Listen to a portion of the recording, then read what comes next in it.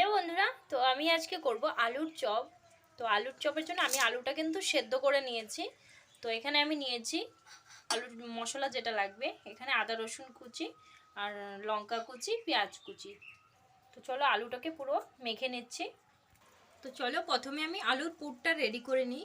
তো এখানে কড়াইটা বসিয়ে দিলাম, দিয়ে দিচ্ছি কড়াইতে তেল।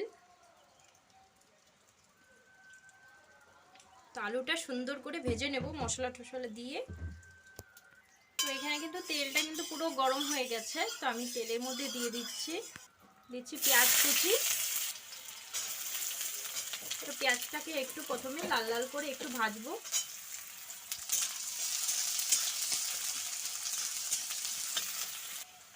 তো পেঁয়াজটা কিন্তু ভাজা হয়ে গেছে। তো এবারে আমি দিচ্ছি কাঁচা লঙ্কা কুচি। তো ওটা ঝাল অনুযায়ী, যে যতটা ঝাল খাবে সেই অনুযায়ী দিতে হবে। দিচ্ছি আদা আর রসুন একটু কুচিয়ে নিয়েছি, বা পেস্ট দিলেও পেস্টটা দিলে ভালো হবে। তো আমি একটু সামান্য কুচি দিয়েছি। তো এটা পেস্টের মতোই হয়ে গেছে। তো এবারে একটু ভালো করে এটা কষে নিচ্ছি।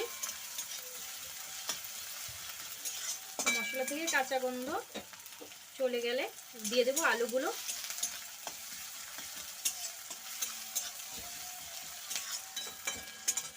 তো দিচ্ছি আমি এখানে একটু 1 চামচ জিরে গুঁড়ো,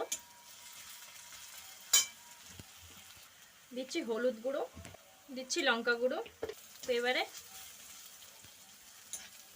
তো সব গুঁড়ো মশলা আমার দেওয়া হয়ে গেছে। তো কী কী দিয়েছি, জিরে গুঁড়ো, লঙ্কা গুঁড়ো, দেবো একটু চাট মশলা।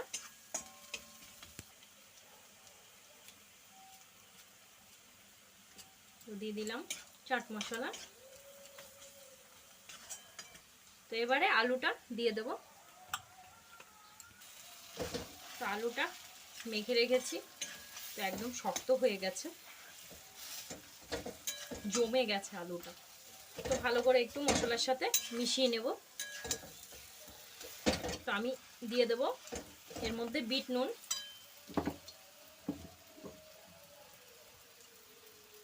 তো নুনটা একটু বুঝে দিতে হবে, অতিরিক্ত বেশি হয়ে গেলে কিন্তু ভালো লাগবে না।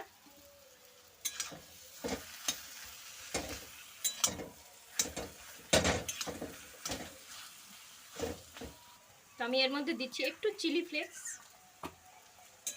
তো আমি একটু ঝাল ঝাল করেই করব। তো আলুর মশলাটা কিন্তু, আলুর চপ করতে গেলে আলুর এই যে আলুর মশলাটা, এটা কিন্তু ভালো করে একটু করতে হবে। তো আলুর মশলাটা কিন্তু টেস্টি হলে আলুর চপটাও টেস্টি হবে। তো আলুর মশলাটা কিন্তু আমার হয়ে গেছে, এই যে পুরোপুরি রেডি। তো আমি এবারে এটা নামিয়ে নেব। তো আলুর মশলাটা কিন্তু আমি নামিয়ে নিয়েছি। তো এটা কিছুক্ষণ ঠান্ডা হতে দেব। তো ততক্ষণে এখানে আমি ব্যাটারটা রেডি করে নিচ্ছি। তো এখানে আমি নিয়েছি বেসন আর চালের গুঁড়ো, আর এখানে আদা রসুন পেস্ট। তো এখানে শুকনো গুঁড়ো মশলা দিচ্ছি, জিরে গুঁড়ো, হলুদ গুঁড়ো,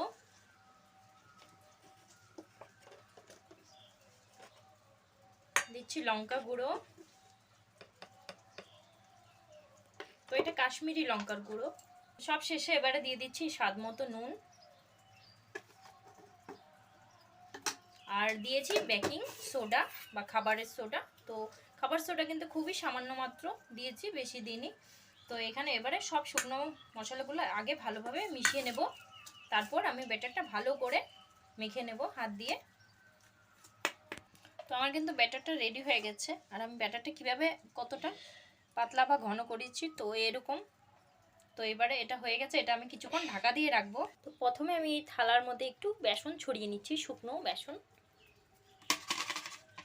তো এবারে আমি আলু থেকে ছোট ছোট এইভাবে ছোট ছোট আকারে বল তৈরি করে নেব।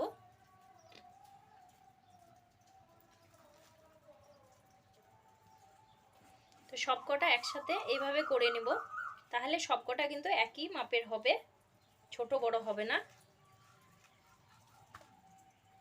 তো এখানে কিন্তু আমার সব বলগুলো তৈরি করা হয়ে গেছে। তো এবারে আমি এগুলো কিন্তু হাতের সাহায্যে চ্যাপটা চ্যাপটা করে নেব।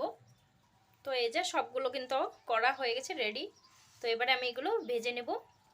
আর আমি এখানে রিফাইন তেলে ভাজবো না, সর্ষের তেলে ভাজবো। তো তেলটা পুরো গরম হয়ে গেলে আমি কিন্তু চুলাটা বন্ধ করে দেব, না হয় চপগুলো পুড়ে যাবে। তো এভাবে দিয়ে আমি চামচটা দিয়েই দেব।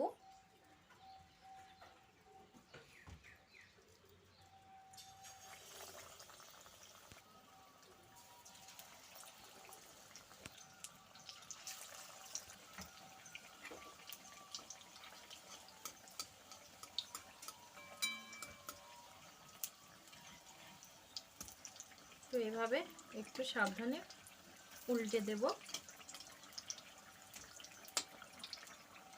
আমি আরও একটা দিয়ে দিচ্ছি।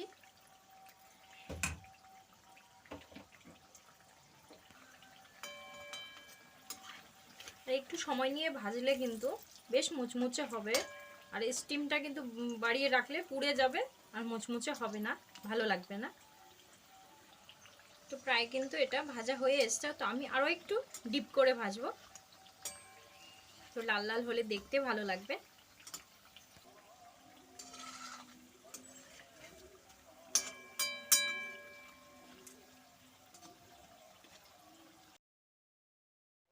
তো এই যে সব চপগুলো কিন্তু আমার ভাজা হয়ে গেছে, আর আমি যতগুলো দেখিয়েছি ততগুলো কিন্তু ভাজিনি, রেখে দিয়েছি। তো তোমাদের কেমন লাগলো, ভালো লাগলে অবশ্যই লাইক কমেন্ট শেয়ার করতে ভুলবে না। তো চলো কমেন্ট করে জানাবে কেমন হয়েছে রেসিপিটা। তো চলো পরবর্তী ভিডিওতে আবারও দেখা হচ্ছে অন্য কোনো রেসিপি নিয়ে। ততক্ষণের জন্য ভালো থাকো, সুস্থ থাকো, টাটা।